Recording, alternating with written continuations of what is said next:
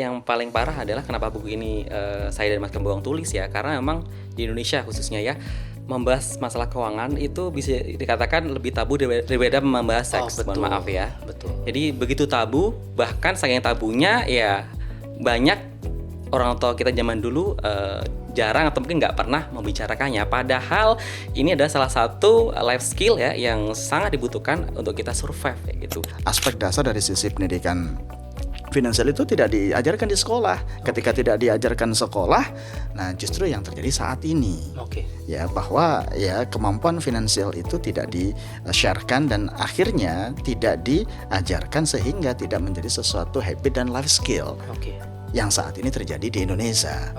Umumnya seperti itu. Umumnya seperti itu gitu kan. Kalaupun ada yang mengajarkan, itu hanya privilege berdasarkan pengalaman ataupun orang-orang tertentu. Padahal kapasitas kita yang maksud umum itu adalah banyak sekali. Hampir lebih dari 90% tidak memiliki pendidikan yang cukup, finansialnya, literasinya. Sehingga kita berpikir bahwa ini hak semua keluarga, anak untuk bisa belajar dengan hal yang sama.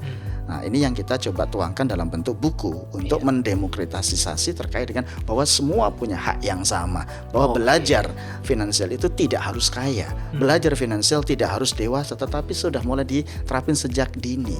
Dan faktor utama di keluarga itu yang menjadi kunci. Kenapa? Karena tahapan-tahapan penting dari sisi aktivitas pertumbuhan anak ada di keluarga, dan itu semua sekarang rata-rata diserahkan ke sekolah.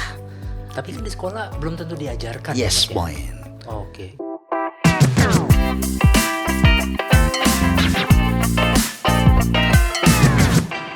Sebelum kita mulai, teman-teman izin untuk memperkenalkan narasumber kita. Ada dua nih, hari ini istimewa banget teman-teman, karena ada dua orang, biasa cuma satu gitu ya.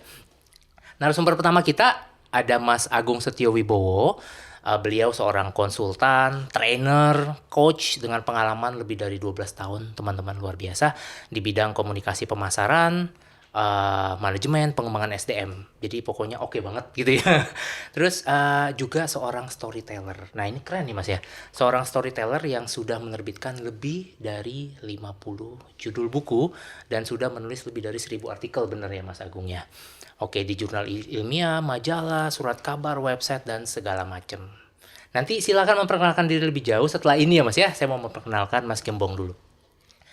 Narasumber kedua kita teman-teman Mas Gembong Suwito, CFP ya Mas ya, Certified Financial Planner teman-teman. Nanti Mas Gembong bisa memperkenalkan diri lebih jauh gitu ya. Mas Gembong ini jebolan dari Teknik Industri ITS Surabaya. Betul. Benar ya Mas ya? Betul sekali. Lalu beliau saat ini memutuskan untuk menjadi seorang profesional dan praktisi di pasar modal Indonesia, teman-teman gitu ya. Dan Mas Gembong aktif saat ini sebagai pengajar dan praktisi dalam dunia perencanaan keuangan, benar ya Mas ya? Betul. Sertifikasinya juga sudah ada, teman-teman, nggak main-main Mas. Ada 3 gitu ya, CFP, QWP gitu ya Mas ya, dan QFA. Nanti Mas Gembong aja yang jelasin sendiri gitu. Kayak gitu. Teman-teman, hari ini kenapa kita undang 2 orang narasumber ini? Karena mereka berdua adalah penulis buku Kamu Tidak Sendirian. Sharing dari 2 ayah milenial. 2 ayah milenial ini tentang cara mengajarkan uang pada anak. Gitu, teman-teman. Nah, kali ini saya buka kesempatan Mas, singkat. Silakan Mas Agung memperkenalkan diri lebih jauh lagi Mas. Silakan Mas. Oke, kasih teman-teman semuanya. Saya Agung Setiowibowo, ada seorang storyteller yang belakangan saya mendirikan PT Acarya Cahaya Dunia dengan brand The Padita Institute. Kami membantu para people dan organization untuk grow and glow. Siap, thank you Mas Agung. Mas Gembong silakan Mas melengkapi informasinya. Ya, terima kasih. Saya Gembong Suwito, profesional di pasar modal, lebih kisaran sekitar 12 tahun sebagai trainer, sebagai asesor, dan juga sekaligus sebagai praktisi. Kalau dari sisi praktisi, saya ada sahamologi, itu hampir 200k ribu terkait dengan membersnya, terkait investment, dan memang spesifik saya di investment. Yang kedua dari sisi perencanaan keuangan. Nah, ini passion saya, ya profesi perencanaan keuangan, itu kita aktif di FBSB Indonesia, terus praktek juga menanganin klien hampir sekitar kalau sisi profesional itu lebih dari 10 tahun. Ya, sehingga apa yang kita rasakan, ya, apalagi terkait dengan anak ya juga pengalaman pribadi, pengalaman dengan klien itu yang kita share terkait dengan kamu tidak sendirian. Nah, menarik. Teman-teman, komplit banget sumber kita hari ini. Ada seorang konsultan dan storyteller. ada seorang perencana keuangan dan juga boleh disebut aktivis pasar modal atau Yes, praktisi betul. lah ya, praktisi Praktisi pasar, pasar modal modal. gitu ya teman-teman. Kita langsung mulai aja ya teman-teman ya. Saya mau memperkenalkan buku Kamu Tidak Sendirian gitu ya. Mas, penasaran banget Mas. Ini judulnya buat saya nendang Mas. Tapi kenapa kalau boleh tahu judulnya seperti ini dan ini buku apa Mas? Boleh di-share Mas? Silakan. Oke, kalau kita bicara kamu tidak sendirian ada dua filosofis. Filosofis terkait dengan satu untuk anak, bahwa selama ini dalam proses perkembangan ya terutama di kecerdasan finansial itu kadang seringkali dia merasa sendiri. Nah, lone wolf lah gitu ke bahasanya. Yang kedua dari sisi ketika sebagai seorang orang tua ini dia merasa bahwa tidak ada pemahaman terus konsep dasar terkait dengan pendidikan financial parenting. Maka semuanya ini merasa kok sendirian gitu loh. Oleh karena itu padahal masalah ini salah satu masalah fundamental. Kalau kita bicara keuangan selain pensiun itu masalah pendidikan anak. Ya, dengan mahalnya saat ini, dengan semacam industri gitu kan. Tetapi itu yang menjadi bahwa kok semua sendiri ya dilakukan. Maka dengan kita membuat buku itu memberikan suatu panduan, merupakan suatu pengalaman, ya kamu bicara perencanaan keuangan, terutama aspek pendidikan, financial parenting itu tidak sendirian. Ada orang-orang, ada banyak orang tua yang pengen mengetahui hal yang sama. Kira-kira gitu, itu filosofisnya dari saya. Mas Agung mungkin bisa tambahkan. Ya, melengkapi dari Mas Gembong. Jadi banyak problem di luar sana yang memang dihadapi oleh para ayah milenial. Dan kabar buruknya adalah nggak semua ayah milenial itu terbuka. Jadi ketika ada masalah finansial dipendam sendiri. Banyak itu Mas? Banyak sekali. Jadi cekcok sama pasangan gitu ya. Dan hanya mengandalkan literasi yang tidak seberapa. Sehingga akhirnya seringkali memiliki keputusan finansial yang kurang tepat. Sehingga ujung-ujungnya masa depan anak menjadi taruhan kayak gitu. Berarti arah bukunya Kamu Tidak Sendirian ini artinya kamu itu para ayah milenial lainnya atau para keluarga kecil Mas? Dua-duanya juga bisa. Dua-duanya, tapi biasanya memang yang menanggung, bukan menanggung ya apa ya istilahnya? Karena biasanya kadang orang laki-laki itu tidak berbicara, tidak bercerita gitu, memendam gitu. Oke, siap. Berarti untuk para lebih spesifik untuk para ayah milenial di luar sana gitu Mas ya. Oke, jadi bukan cuma perencanaan keuangan, tapi mungkin ada motivasi untuk ayah-ayah milenial di dalam buku ini Mas, silakan. Ada. Karena di sini tidak hanya memberikan edukasi tentang pentingnya perencanaan keuangan, tapi juga gimana sih caranya mengajarkan keuangan kepada anak tercinta kita berdasarkan dengan tahapan perkembangan anak kita kayak gitu. Saya langsung bahas bukunya dikit ya Mas ya. Ini di daftar isi Mas. Saya langsung lihat daftar isinya biasa Mas gitu kan. Ada tulisan yang menyebutkan bahwa pendidikan finansial terbaik adalah keluarga. Ini buat saya statement yang wow sih. Karena mungkin gini, sejauh yang saya tahu gitu ya teman-teman saya, misalkan keponakan, misalkan kalau saya tanya, mereka pasti jawabnya nggak pernah diajarin apapun di dalam keluarga gitu ya. Ini nggak semua, saya nggak menggeneralisir Mas, tapi rata-rata yang saya tanya itu nggak pernah diajarkan Mas. Jadi mungkin tidak semua keluarga punya privilege untuk menjelaskan. Karena kan Mas Gembong saya yakin Mas Agung juga ini mampu untuk menjelaskan itu karena backgroundnya sudah ada gitu ya. Tapi gimana Mas menurut Mas terhadap hal ini Mas, bahwa banyak banget anak-anak yang sudah dewasa saat ini tidak ada bekal sama sekali tentang keuangan. Silakan. Ya, kalau kita bicara pengalaman pribadi, pada saat dulu, ya di awal kita kecil misalnya saya sendiri, ya memang tidak ada pengajaran yang spesifik terkait dengan finansial, terutama masalah perencanaan keuangan atau bagaimana mengatur keuangan gitu kan. Yang ditegaskan adalah, nak, kamu sekolah yang pinter, nah setelah itu mungkin bisa mengangkat derajatnya gitu kan, bekerja dengan baik. Tetapi saat ini sekolah aja ibaratnya pinter pun belum cukup gitu kan. Aspek penting, life skill, salah satunya adalah di aspek keuangan. Nah itu yang tidak pernah diajarkan. Padahal anak itu peniru yang ulung. Ya. Nah, itu betul. Ya, dia melihat karakter, apa yang dilihat dia, apa yang disampaikan dia, ya itu yang dia ikutin.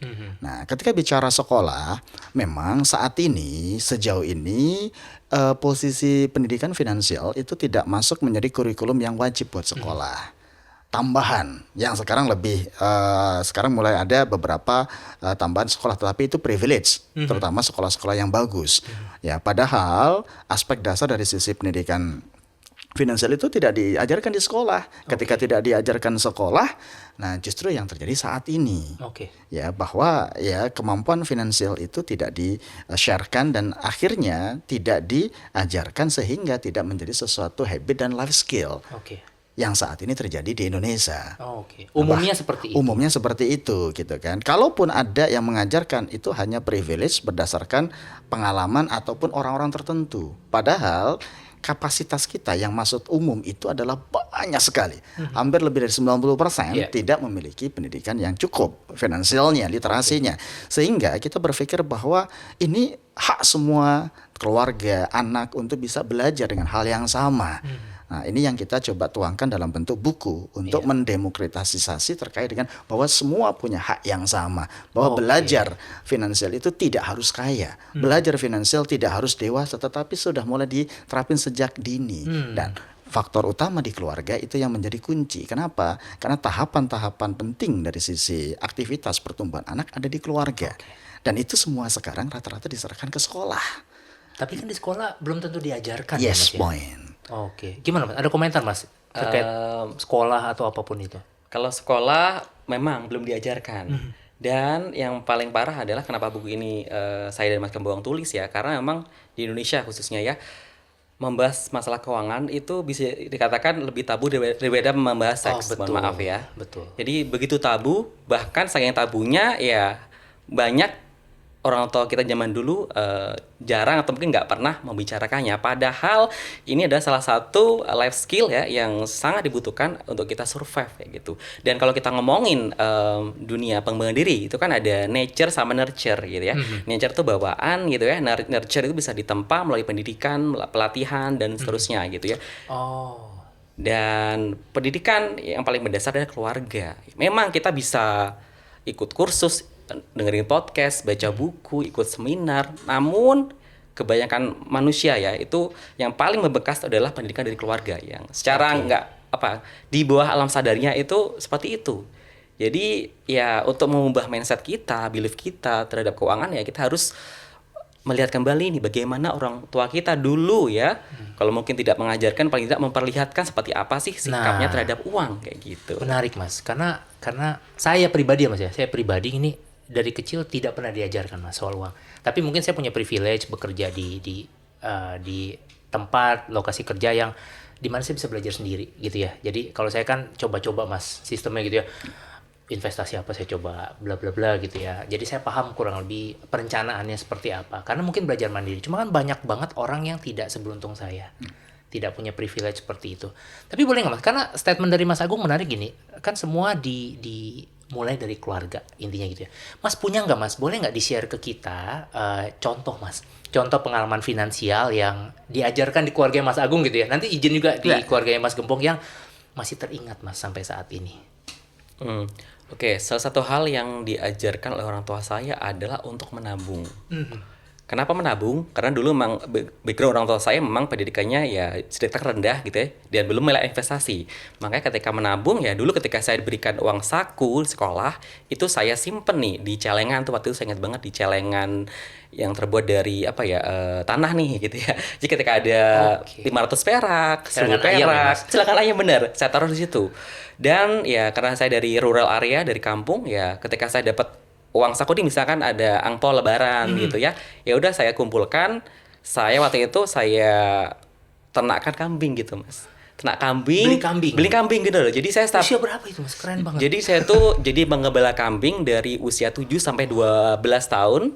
Sepanjang SD saya ngembala kambing di kampung, dan kambing itu menjadi biaya untuk sekolah saya. Oh. Nantinya akan dijual. Dijual ketika SPP uang SPP ada, ketika mungkin uang LKS, uang ketika mau kelulusan atau mungkin ketika mau naik SMP, SMA dan seterusnya kayak gitu. Jadi ya itu saya diajarkan orang tua untuk menabung beternak gitu ya, dan mungkin juga emas gitu. Oke, tapi dia diajarkan menabung di rumah Yeah. gitu ya. Masukin celengan nggak apa-apa, yang penting mulai menabung. Yeah. Hasil tabungannya dibeliin Ternak ya. ternak tadi, ya. lalu ternaknya nanti berkembang biak ya. berkembang biak, beberapa dijual untuk biaya. Wah, luar Iya. biasa. Luar biasa. Saya izin Mas, saya tidak mengalami itu. Mungkin karena saya tinggal di kota juga kali ya. Saya ingin banget sebenarnya mengalami masa-masa kecil yang ini, mau coba gitu Mas. Tapi teman-teman, thank you ya Mas ya. Ada mau ditambahin lagi Mas atau saya mau beralih ke Mas Gembong? Gembong bisa. Ya, kalau dari sisi saya justru saya tidak mendapatkan itu. Orang tua saya Sama kayak petani di desa gitu kan, ibaratnya terkait dengan literasi keuangan dan lainnya, itu ibaratnya tidak mendapatkan itu, apalagi pembelajaran ke anak-anaknya secara kurikulum yang ini. Justru saya mendapatkan itu ketika saya belajar as professional dan saya berpraktek ya di saat ini gitu kan, bahwa oh ternyata penting ya, apa yang saya alami dulu cuma satu privilege dari emak saya atau orang tua saya.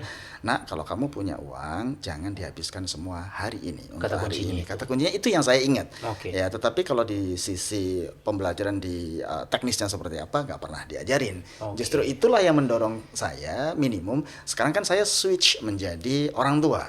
Iya. Mengalami langsung. Oke. Nah, di situ pasti ya dengan posisi saat ini gitu kan, dan menghadapi dunia pendidikan yang mahal. Nah, di situ kita pengen sharing gitu. Justru dengan pengalaman saya jangan sampai seperti saya dengan at least baru memahami di usia at least 20 tahun lebih gitu kan. Sama Padahal kayak karakter saya. sudah terbentuk, Mas, Iya, gitu iya, kan. iya, iya. Dengan karakter 30 tahun yang sudah mendarah daging Yes. menjadi satu habit susah. Nah, disinilah kita mencoba. Oh, ternyata ya lebih mudah dari sejak dini. Oleh karena itu Oke. saya gandeng Mas Agung untuk mencoba mengkristalisasi terkait dengan Iya. pengalaman itu menjadi suatu karya buku. Kira-kira gitu, Mas. Oke, tapi intinya kalau Mas Agung diajarkan menabung, kalau Mas Gembong dari kecil diajarkan, sebenarnya diajarkan perencanaan keuangan gitu ya Mas ya. Jangan habisin duit hanya untuk hari ini. Ya. Gitu ya Mas ya. Tapi pelajaran menarik Mas. Tapi gini Mas, kita ini kan saya, Mas Gembong, Mas Agung, generasi milenial gitu ya Mas ya. Yes. Di bawah kita ada generasi Z gitu ya. Tapi saat ini yang sudah punya anak maybe lebih banyak generasi milenial seperti kita gitu ya Mas ya. Tapi kan gini Mas, kita tahu saat ini sebagai orang tua zaman now nih gitu ya Mas ya. Menurut saya gampang-gampang susah Mas. Artinya mungkin gini, kita itu sejak awal diajarkan dan mungkin dipaksa untuk konsumtif Mas. Ya. Banyak banget kan ya Instagram kita, reelsnya kue enak di mana, buka kafe di mana gitu ya, gadget, iklannya gencar banget gitu ya. Lalu misalkan anak-anak kita sekolah, teman sekolah anak kita bawa gadget terbaru, bawa labubu terbaru, misalkan kayak gitu ya. Itu kan sangat-sangat mempengaruhi Mas. Maaf, artinya kan jangan-jangan anak minta sesuatu yang di luar kemampuan kita atau apa. Tapi the whole dulu Mas, kita bicara the whole dulu dengan konsep yang susah-susah gampang ini untuk mendidik anak gitu. Itu gimana Mas kira-kira? Oke, kalau kita bicara melihat paling filosofisnya adalah ketika hal tersebut, habit itu terbentuk ya karena berdasarkan pemahaman, pengalaman, dan itu berulang. Problem saat ini memang ada dua. Kalau di sisi pendidikan ya, Iya. mahalnya biaya pendidikan dan itu faktual. Betul. Ya, Mas ini juga merasakan kan gitu kan. Nah, yang kedua itu adalah budaya konsumtif. Oke. Ini yang sangat-sangat luar biasa gitu kan untuk dari sisi semua aspek terutama di media sosial dan lainnya. Faktualnya kita bicara berdasarkan data OJK bahwa ya semakin saat ini generasinya semakin terjebak masalah pinjol, terus masalah keuangan-keuangan yang lain, judol gitu kan, bahkan sampai hal-hal yang ibaratnya finansial yang negatif gitu kan. Kenapa? Karena lebih banyak besar pasar daripada tiang, lebih banyak Itu banyak pengeluaran terjadi, Mas. faktualnya, Oke. faktualnya sehingga secara sederhana 71% bahkan ya secara pengalaman saya berdasarkan survei juga kemarin kan kita roadshow di 18 kota ya gitu kan terkait dengan edukasi mitra terkait dengan Gojek misalnya terkait aspek keuangannya itu 71% tidak mempunyai dana darurat. Artinya apa? Untuk bayangkan untuk bisa stable, untuk bertahan 3 bulan ke depan aja tidak bisa punya dana darurat. Itu hal yang paling basic gitu kan. Sehingga apa? Ini mendorong kita bahwa ternyata secara kompleksnya itu kita perlu untuk melakukan. Nah, untuk merubah yang generasi yang saat ini agak susah. Oleh karena itu kita muncul dengan pemahaman, dengan pengalaman-pengalaman itu kita sadar bahwa ya cara terbaiknya adalah mengajarkan, memahami dan ini dari sejak kecil. Nah, oleh karena itu yang kita bisa memberikan solusi secara jangka menengah ke panjang untuk masyarakat di Indonesia. Kira-kira gitu Mas harapannya. Kenapa? Jangan sampai seperti kita para orang tua yang sudah bahkan milenial di bawah milenial juga merasakan hal yang sama. Kok hidup kok semakin berat ya? Gitu kan. Ya, dan ternyata faktualnya bukan hidupnya tetapi gaya hidupnya. Gaya hidupnya. Ya, gitu ya. Ada benarnya juga ya Mas ya. Berarti intinya mungkin sedikit-sedikit ini Mas, berarti gaya hidup yang bisa ditekan gitu ya Mas ya. Kalau dari survei tadi ya. Kalau bicara ditekan itu kan memang relatif ya. Cuman bahasanya kesadarannya adalah bagaimana tadi ya kita hidup sesuai dengan kemampuan. Sesuai dengan adanya. Kita harus sadar dulu gitu ya Mas ya. Yes, betul. Nah, itu yang terjadi. Makan sekarang semakin muda, makanya fenomena banyak ditolak dari sisi pasangan muda. Bahkan itu masuk di berita ya.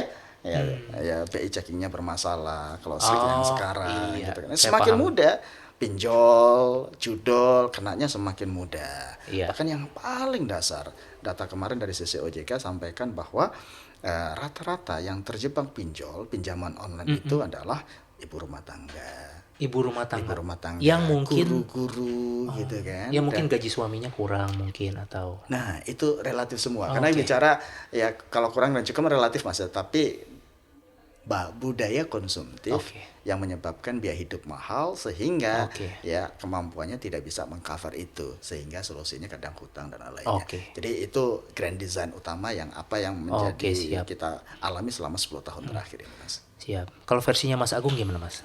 Mendapatkan dari Mas Gembong tadi udah sangat komprehensif ya. Kalau menurut saya pribadi itu literasi keuangan orang Indonesia tuh masih dikatakan rendah gitu ya. Selain itu memang gaya hidupnya kebanyakan maunya FOMO ya, fear of missing out gitu ya. Jadi ikut-ikutan tren, ikut healing, ikutan nonton konser gitu kan. Dan kebanyakan ya tadi anak-anak muda itu kayak nyari validasi atau nyari pengakuan atau recognition dari orang lain sehingga ya tadi dia memaksakan untuk terlihat mampu padahal nggak mampu tadi gitu. Dan untuk saya pribadi khususnya pernah alami sendiri juga gitu ya ketika saya waktu itu tidak mampu ya mungkin mengelola emosi sehingga saya mengambil keputusan yang bisa dikatakan fatal ketika saya baru awal menikah. Kebetulan di bulan depan bukunya ada di Gramedia judulnya Rumah yang Hampir Runtuh nih. Gitu. Jadi itu salah satu aib yang memang saya share karena ketika saya awal menikah gitu ya waktu itu keuangan saya cukup stable gitu ya bisa dikatakan punya rumah pertama cash waktu itu ditanya rumah kedua maunya pengen lux ya pengen mewah gitu saya beli dengan utang gitu ya karena waktu itu COVID-19 DP 0% saya ambil kemudian baru 1 tahun saya ambil saya kena layoff. Padahal seharusnya saya nggak butuh rumah itu harusnya. Padahal rumah pertama baru cash gitu. Itu kenapa buku Rumah yang Hampir Runtuh yang juga akan diterbitkan oleh Lex Media bulan depan itu adalah ingin mengajarkan bahwasanya ya kita semuanya harus memiliki sikap untuk prudent ya, untuk wise terkait dengan keuangan. Karena kalau tidak efeknya ke masa depan anak kita dan yang tidak kalah penting ya mengganggu harmonis keluarga. Atau tidaknya keluarga kita kayak gitu. Berarti para ayah milenial di luar sana gitu ya. Mungkin kita semua yang ada di sini memang harus sadar mungkin ya Mas. Sadar bahwa kita nih pertama bukan hanya hidup sendiri mungkin. Ada keluarga yang harus terutama anak. Dan terutama ngajarin keuangan sama anak gitu ya Mas ya.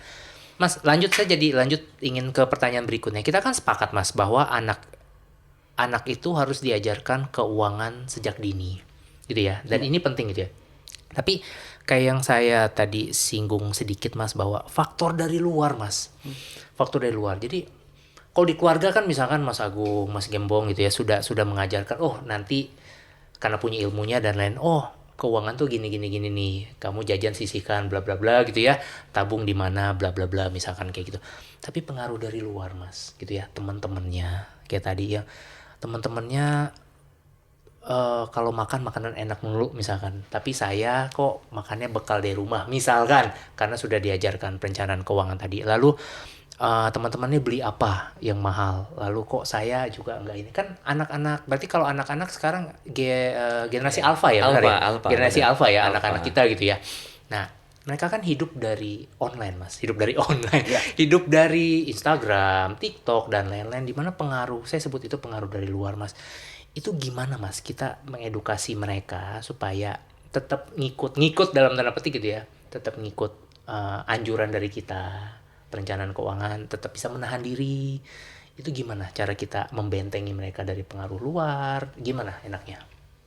Oke, kalau dari sisi faktual itu tidak mungkin bisa kita kontrol. Kenapa? Karena dengan mereka, misalnya contoh yang kecil pun dengan sekarang, ya begitu orang tua lagi sibuk, pasti anak biasanya gadget.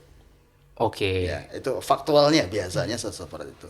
Nah, begitu gadget, mungkin kita dunia gadget kan luas sekali. Betul. Ya, dia bisa lihat apa dan algoritmanya juga sehingga apa yang interestnya dia itu yang menjadi sesuatu yang ini. Yes. Akhirnya modeling atau ya yang di sosok figur, sosok tokoh ya itu muncul di situ. Oke, paham saya. Kalau di sisi kami ketika bicara anak, maka di salah satu konsep di 4M itu yang pertama mapping dulu. Anak kita usia berapa? Ya Oke. gitu kan. Kenapa? Karena ya kita mengajarkan berdasarkan tahapan-tahapan. Yang paling kecil mulai dari umur 5 tahun.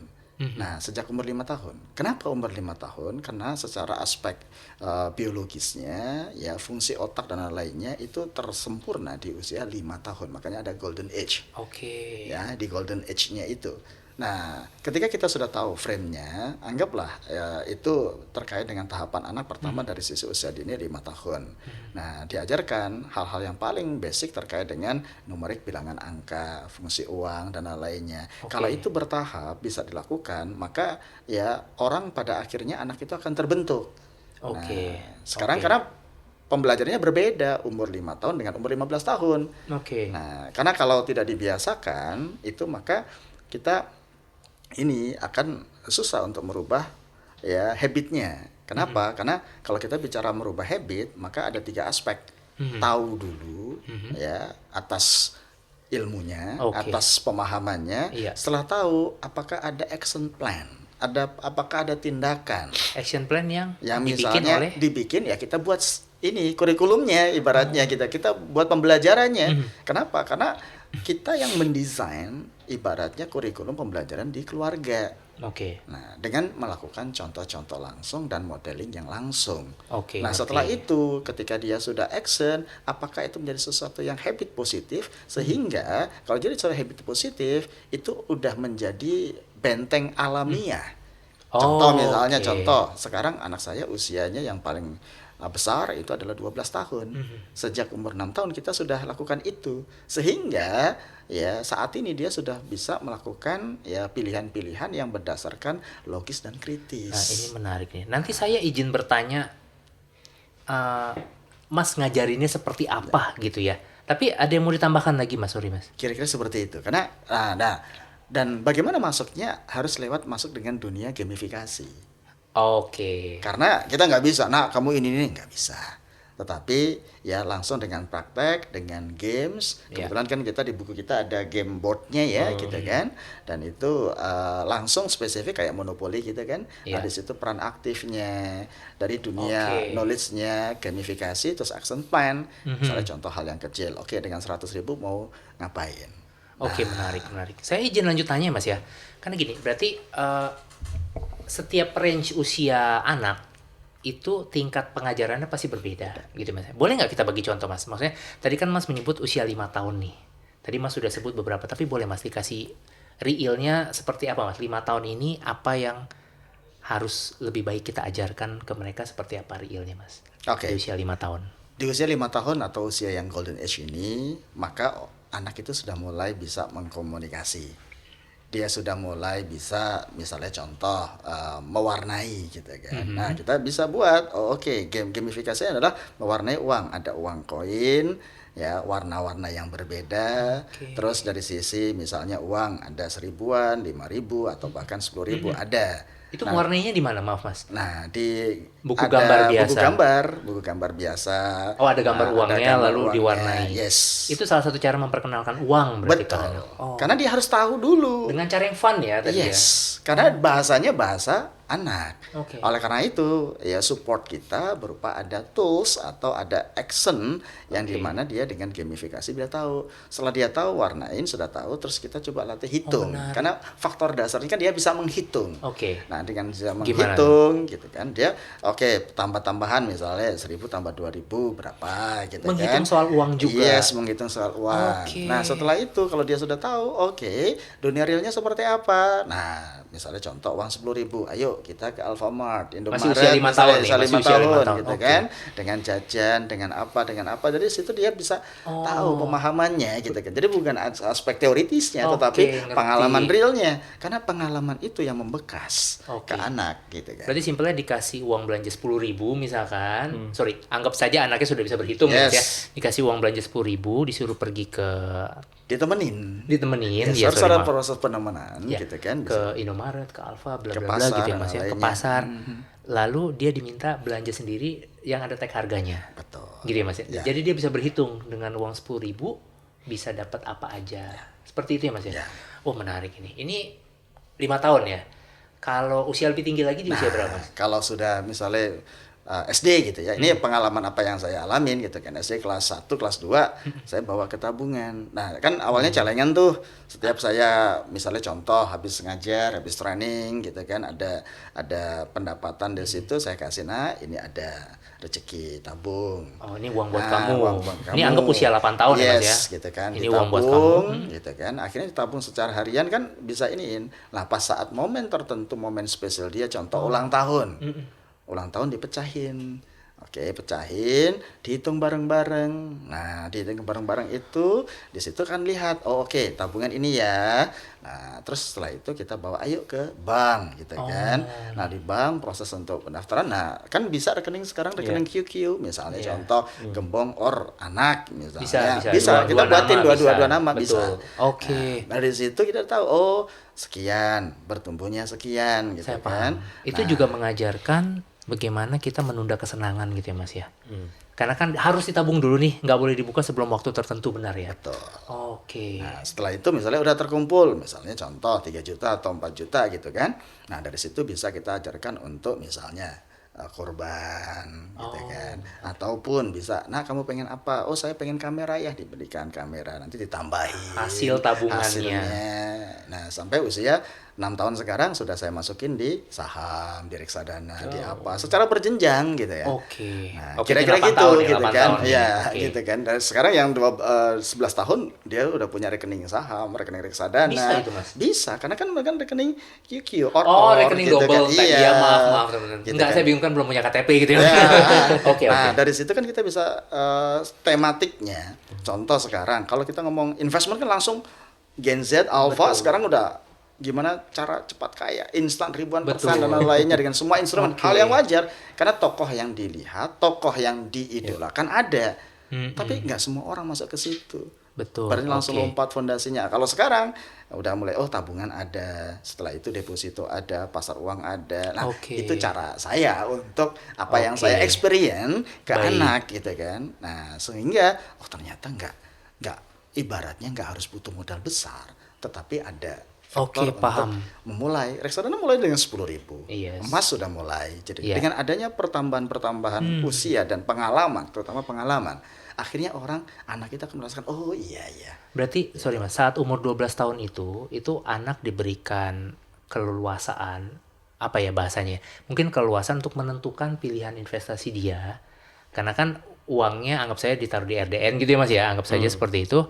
Lalu kalau mau beli apa berarti diskusi dulu. Diskus dulu dengan bapaknya gitu ya. Ya. Tapi setidaknya anak sudah diperkenalkan Saya dengan pernah sudah instrumen 5 investasi tahun itu? lalu, sejak usia 5 sampai 7 tahun, sehingga di 12 tahun dia sudah tahu berbagai macam instrumen dengan Wah, ini faktanya. menarik. Oke, ini saya penasaran juga nih dengan ini, dan Mas Agung nanti ya. Nanti tolong share ya Mas ya soal ini ya.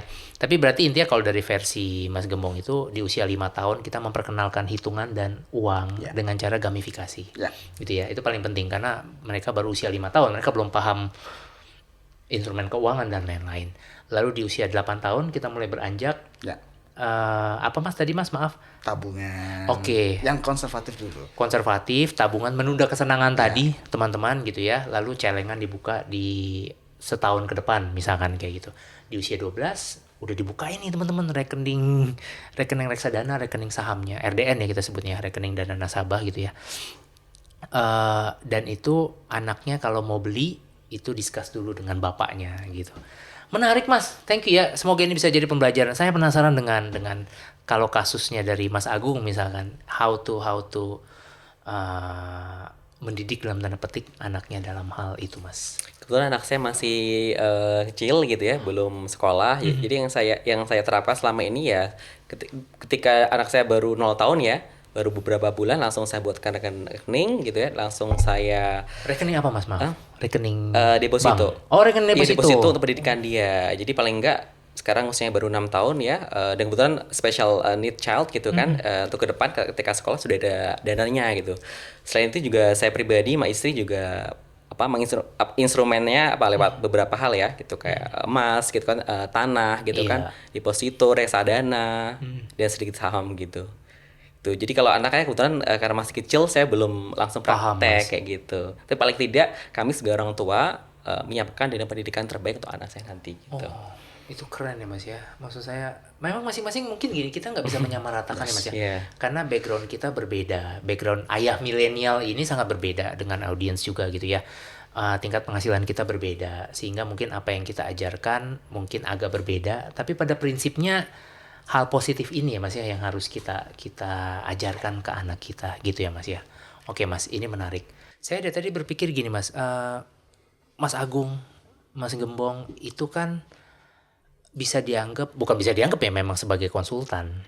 Mungkin konsultannya berbeda gitu ya Mas, konsultan keuangan, Mas Gembong adalah konsultan bisnis, konsultan SDM misalkan seperti itu. Saya mau ke Mas Agung dulu nih, karena menariknya gini Mas. Ada nggak sih Mas pengalaman gitu ya yang bisa di-share? Mungkin kalau Mas Gembong nanti mungkin tentang keuangannya, tapi tentang kesulitan beberapa klien Mas, kesulitan beberapa kliennya Mas Agung tentang uang. Tentang uang atau tentang mendidik anaknya soal uang Mas. Kita bicara dari hal global dulu saja Mas, misalnya. Ada nggak Mas yang bisa Mas share gitu loh Mas? Kalau kalau kesulitan kebanyakan itu adalah ini sih, para orang tua itu kewalahan untuk mendidik anak. Seperti yang tadi disampaikan oleh Mas Gembong untuk pertanyaan sebelumnya gitu ya. Karena anak-anak itu sekarang terpapar oleh sosial media gitu ya. Oke. Jadi FOMO tadi, ikutan Kayak tadi tren, ikut teman. Apalagi anak SMP kan dia mencari identity ya. Jadi mereka cari teman geng, teman nongkrong gitu. Iya. Nah, salah satu tugas kita sebagai orang tua gitu ya, untuk klien-klien saya adalah gimana cara kita bersikap tegas untuk membatasi tadi konsumsi dari sosial media. Pola konsumsi sosial Ya, media terutama. itu pertama. Kedua, kita harus bersikap tegas dan berikan contoh yang paling nyata gitu. Karena anak itu meniru orang tuanya dari yang paling utama dari contoh atau keteladanan, bukan hanya perkataan atau preaching aja gitu. Berarti kayak gitu ya Mas ya, tadi pengalaman sebagai konsultannya gitu ya Mas ya, sebagai karena kan pasti sebagai seorang konsultan pasti dapat banyak cerita dari sana Yeah. sini Mas. Mungkin dapat curhat tertentu gitu ya Mas ya, dari orang-orang yang sulit mengatur anaknya dari sisi gadget, dari sisi apapun tadi. Kalau gitu saya izin sekarang beralih ke masalah keuangannya Mas, gitu ya. Mas sebagai seorang certified financial planner gitu ya, pasti kliennya banyak curhat, bukan banyak curhat, wajib curhat gitu ya Mas ya, tentang kondisi keuangannya. Ada nggak Mas kasus yang paling diingat tentang kacaunya keuangan keluarga ini dan bisa dampaknya seperti apa Mas? Ya, Selama 10 tahun praktek itu biasanya orang konsultasi karena kacau. Pasti. Ya, Kalau enggak akan kalau nggak konsultasi. ngerasa Kalau sakit enggak ya akan nggak konsultasi gitu ya. Oke, gitu. baik. Oleh karena itu kami as professional fee gitu kan. Nah, itu seperti itu. Nah, kekacauan financial itu banyak. Tetapi hal yang paling dasar biasanya di piramida keuangan itu satu di paling basic yaitu pondasinya. Nggak punya dana darurat. Tapi sumber utamanya adalah besar pasar daripada tiang. Itu udah kekacauan paling signifikan. Ya, paling aspek yang paling kritis adalah ketika gaji kita atau pendapatan bulanan kita dikurangi, pengeluaran kita minus. Oke. Itu paling esensi. Nah, kalau ini sudah tidak bisa terpenuhi, maka pasti dana daruratnya tidak ada. Betul. Ya, begitu ada keterdesakan, begitu ada FOMO, ya akhirnya masuk ke hutang, debt management. Nah, ini yang signifikan, debt management. Kenapa? Karena gaya hidup misalnya sudah termasuk tadi ya dengan semua aktivitas konsumtif dan lain-lain ini kan butuh uang. Betul. Uangnya dari mana? Nggak punya uang. Nah, sekarang kartu kredit, pinjaman online dan lain-lainnya. Efeknya memang Efeknya gitu ya, Mas, ya? berantai di situ. Itu paling Oke. pondasi. Nah, Intinya bagaimana mau nabung, bagaimana mau Yes. investasi, kalau Yes. uangnya aja nggak cukup, nggak nggak ada. cukup gitu kan. Misalnya contoh gaji, misalnya contoh UMR 5 juta gitu, tapi pengeluarannya 7 juta, 10 juta. Gimana nutupnya? Iya. Sedangkan gaya hidup jalan terus, cost livingnya jalan terus. Ya. Kasus seperti itu banyak, Mas. Banyak sekali, Mas. Banyak sekali. Banyak sekali. Itu dari sisi aspek piramida gitu kan. Makanya dengan data OJK, kita bicara data ke OJK, ada kenaikan signifikan terkait dengan pinjaman, terutama pinjaman online, semakin mudah, dan efeknya adalah semakin banyak yang terjerat pinjaman online gitu kan. Bahkan satu case yang saya pernah tanganin terparah itu adalah ini yang konsultasi budenya. Oke, Budi. Ya. Ini real case ya, Mas Real ya? case. Silakan, Dari Mas. sisi Surabaya, gaji UMR Surabaya. Pada saat itu at least sekitar misalnya 4,5 juta atau 5 jutaan lah Oke. gitu kan. Tapi dia terjebak pinjol itu total 31. 31 juta. 31 pinjol. Oh, 31 pinjol, bukan 31 juta. Wow, oke. Legal dan ilegal. Oke. Nah, otomatis ya awalnya mungkin ya faktor utama dari sisi gaya hidupnya. Ya sering nongkrong dan lainnya gitu kan. Sehingga ya dia tidak punya uang, ya akhirnya minjem. Nah, efek minjem berantai. Awalnya 100, 300, 1 juta. Akhirnya gali lubang tutup lubang, akhirnya harus satu titik nggak bisa. Nah, hal seperti itu banyak, Mas. Itu kayak fenomena gunung es. Bahkan ya efeknya adalah banyak sekarang alpha, milenial atau Gen Z dan lainnya itu ya untuk mengajukan kartu kredit, ya kartu KPR lah ya, KPR yang gede ya signifikan ditolak bank. Masalahnya sepele, bahkan sempat di headline di media-media ya. Bahkan kementerian ini ya ARA gitu kan sampai sampaikan ini terkait dengan misalnya penghapusan ya pinjaman yang gagal bayar untuk milenial. Ya, karena itu fenomena gunung es. Oke. Nah, hal-hal tersebut itu yang menjadi terparah. Yang terparahnya itu, Mas. Nah, kalau terparah seperti itu gimana tindakannya? Gimana solusinya? Betul. Ya tentunya kita akan lihat basis kita kan pasti akan mengacu pada ya financial check up gitu kan. Oke. Kita cek dulu berapa total asetnya, berapa total cash flow-nya. Dari situ kita bisa rangkai ini treatmentnya seperti apa, bagaimana bisa disolusikan. Nah, dan itu memang butuh waktu. Paling cepat 6 bulan. Oke. Paling lama 2 tahun. Itu Tergantung pengalaman saya. jumlah utangnya. Tergantung. Oh, berarti ada opsi misalkan secara real case-nya saya nggak tahu ya. Mungkin ada opsi untuk menjual asetnya. Pasti itu beberapa Pasti ya, itu opsi pasti. gitu kan. Iya, oke. Nah, misalnya contoh dia circle-nya dia, kemampuan dia sendiri. Kita bisa lihat asetnya berapa, hutangnya berapa, hutangnya apa saja, berapa bunganya, sumber uangnya, hutangnya itu apa. Misalnya ada aspek yang misalnya, oke, ini pinjaman yang legal OJK. Ada pinjaman yang ilegal gitu kan. Nah, apa tindakannya itu semuanya kita buatkan dalam satu yang detail analisisnya dan rekomendasi harus ngapain kira-kira situ. Sehingga blueprint untuk ya dia bisa keluar dari jeratan itu ada tahapannya. Kalau dia nggak bisa, otomatis ini butuh supportnya bisa keluarga. Kenapa? Karena kalau tidak, ini menjadi sesuatu contoh kayak pinjaman online ilegal gitu kan. Terornya langsung dahsyat ke family, ke pekerjaan dan lainnya. Maksudnya gitu. support keluarga itu ada yang berupa uang misalkan, ada yang berupa moral sama finansial. Iya, karena kan ini bicara menyangkut suatu kehidupan gitu kan. Kalau dia ibaratnya, mas saya nggak punya apa-apa ini gitu kan, ibaratnya masih muda nggak punya apa-apa, gimana? Nah, tetapi ini mau selesai nggak? ibaratnya ayo support sistemnya dari sisi Oh, keluarga repot dan juga ya lainnya. kalau kayak Nah, gitu ya. itu Mas, rangkaian itu. Tapi kan kadang mereka oke saya pendam sendiri deh gitu kan. Akhirnya ya udah Akhirnya numpuk keputusan rasional yang tidak irasional lagi Oh, gitu ya. Mas gini, kalau udah dalam kondisi seperti itu, kita bisa pulih nggak Mas? Pulih dalam arti sehat lagi secara Tergantung dari keuangan dan sisi lain-lain. orangnya dan kemauannya. Oke, Karena ibaratnya habis sakit ya, proses pemulihan tiap orang kan beda. betul. Ya, proses kemauan tiap orang juga berbeda. Maka itu akan sangat tergantung, tetapi langkahnya ada, tinggal mau atau tidak. Kami dari sisi aspek perencanaan keuangan akan memberikan langkah-langkah itu dan solusi-solusinya sehingga pertimbangannya jelas. Oke. Kita tinggal keputusan akhir dari sisi klien, apakah lebih memilih jalur yang ya nyaman gak nyamannya sesuai dengan pilihan Iya. itu, tapi ada dasar finansial yang cukup kuat. Oke, menarik. Jadi para ayah milenial di luar sana, mungkin bukan cuma ayah ya, Pak ya. Para ibu milenial di luar sana, mungkin ya that's why kita membutuhkan mungkin pihak ketiga, Mas. Ya. Ya. Orang lain untuk bukan menilai kita, tapi untuk melihat dari Ya. sisi luarnya. That's why mungkin financial planner itu dibutuhkan seperti itu, gitu ya, Mas ya. Oke, Mas, dikit lagi sebelum saya mau beralih ke Mas Agung. Dampak terburuk apa, Mas? Kan tadi real case-nya banyak gitu ya. Mungkin kalau kan tadi saya tanya bisa pulih atau enggak, itu jawabannya memang tergantung.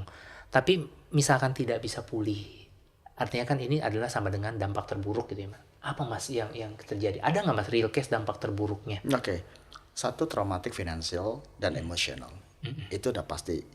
Karena antara emosional dan finansial itu nyambung. Oke. Nah, berarti ya dari situ ketika ada dampak buruknya ya ketidakharmonisan dari sisi aspek keluarga sampai perencanaan keuangan, pendidikan anak dan lainnya harusnya Oke. bisa yang terbaik, tetapi dengan semua kondisinya tidak. Itu dampak terburuknya. Oke, itu dampak terburuknya. Wah, jangan sampai ya kita mengalami itu gitu ya, Mas ya. Oke, sekarang saya izin Mas beralih ke Mas Agung. Mas, kita nggak bicara finansial dulu di sini, tapi dari sisi Mas Agung nih, dari sisi Mas Agung gitu ya. Saya penasaran kan, kita balik lagi deh ke judul bukunya Kamu Tidak Sendirian ya, Mas ya. Gimana sih, Mas, kita bisa mendapatkan, kalau saya menyebutnya support, mungkin bukan support finansial ya, tapi support emosional, entah dari keluarga atau dari mana, itu seperti apa, Mas? Misalkan saya sudah terjerat misalkan yang tadi gitu ya, Mas ya, misalkan.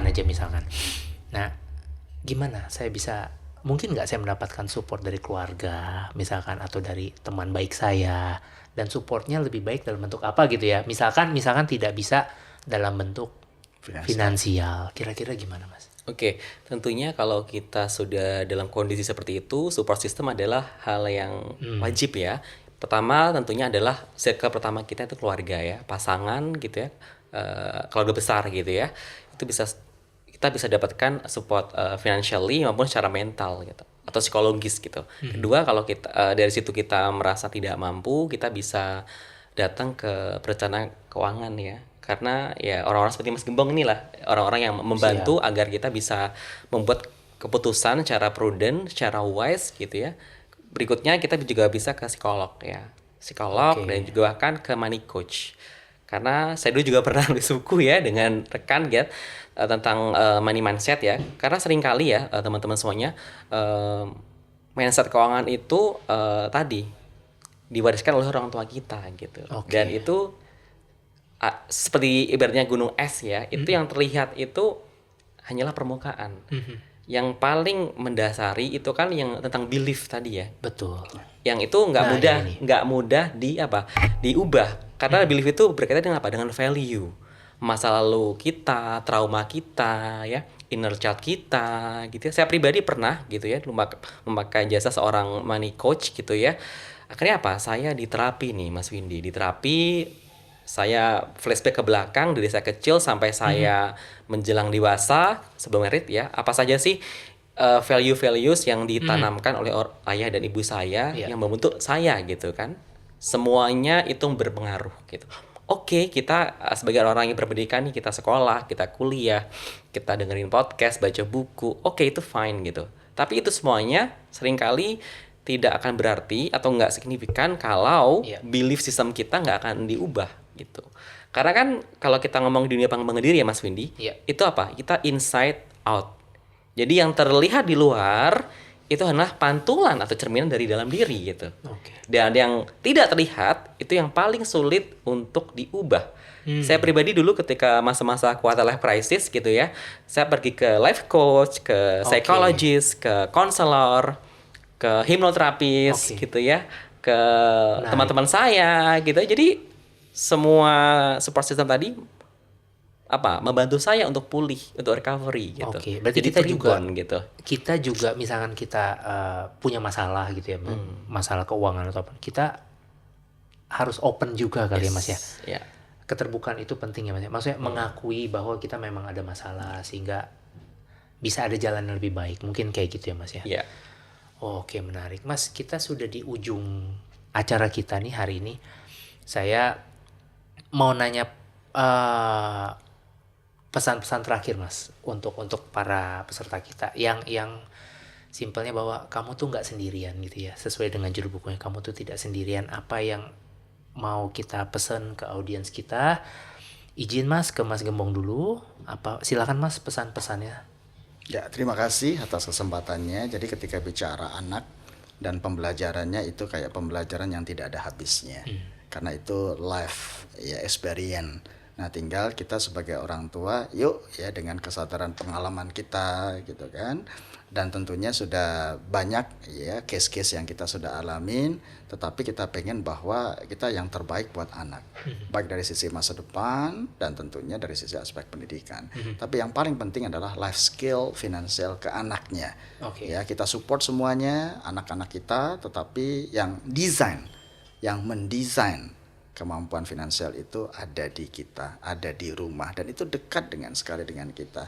Sehingga saat ini kan hampir mayoritas quality time kita kurang dengan semua aktivitasnya, maka dengan momentum sekarang yuk kita quality time dengan ya anak, dan kita bisa melakukan ya ibaratnya memberikan pembelajaran, pengajaran, dan langsung praktek bagaimana cara mengatur keuangan sehingga anak-anak kita bisa mampu punya life skill, financial skill, dan dia bisa tantangan zaman apapun dia bisa hadapin. Terima kasih. Oke. Teman-teman, menarik banget obrolan hari ini gitu ya. Sebentar, Mas Agung silakan. Oke, menambahkan dari Mas Gembong gitu ya. Lagi-lagi ya, parenting itu adalah tidak pernah diajarkan di sekolah gitu. Benar, kita learning by doing. Jadi kalau menurut saya pribadi sebagai orang tua dan teman-teman di luar sana yang mungkin calon orang tua, yang pertama-tama adalah be vulnerable. It's okay kita punya masalah, it's okay kita punya salah, it's okay kita datang dari keluarga yang mungkin mohon maaf ya toksik atau tidak sempurna, nggak apa-apa. Itu terima dulu, kita harus acceptance ya. Kedua apa? Kita harus mapping nih kondisi kita seperti apa gitu ya. Ketika kita sudah mapping, kita jadi tahu nih goal kita mau kemana gitu. Setelah kita tahu goal, kita kan tahu nih gapnya seperti apa kan. Ya kalau memang kita bisa sendiri belajar ya bagus ya, kita tinggal menjalankan. Tapi kalau misalkan kita merasa ya butuh bantuan, ya kita butuh orang-orang kayak Mas Gembong nih yang bisa membantu perencanaan keuangan sehingga finansial keluarga kita jadi lebih terjaga. Dan khususnya yang tidak kalah penting adalah kita harus menjadi pribadi yang memiliki jiwa lifelong learning ya. Karena belajar sepanjang hayat, kita bisa belajar lewat dengerin podcast seperti ini, ikutan kursus ya, baca buku, ikut pelatihan, dan jangan lupa dipraktekkan. Karena yang paling sulit itu dipraktekkan. Betul banget, teman-teman semuanya. Jadi intinya adalah jadi diri sendiri dan nikmati prosesnya itu Mas Windy. Baik. Kata penutup yang luar biasa, baik. Mas Gembong, terima kasih banyak. Mas Agung, terima kasih banyak. Sudah menyempatkan waktunya hadir di podcast Moneti Talk kita hari ini gitu ya. Terima kasih juga buat teman-teman semua nih yang sudah menonton podcast ini. Buat kru-kru nih banyak banget gitu ya. Jangan lupa teman-teman subscribe, like, sama komen gitu ya. Jadi kalau teman-teman ada pertanyaan tentang ayah milenial, keluarga milenial, kesulitan keuangan gitu ya, atau apapun, tolong tanya aja di komen gitu ya teman-teman ya. Terima kasih banyak. Sekian Moneti Talk episode kali ini. Saya Windy Festian, pamit dulu. Thank you.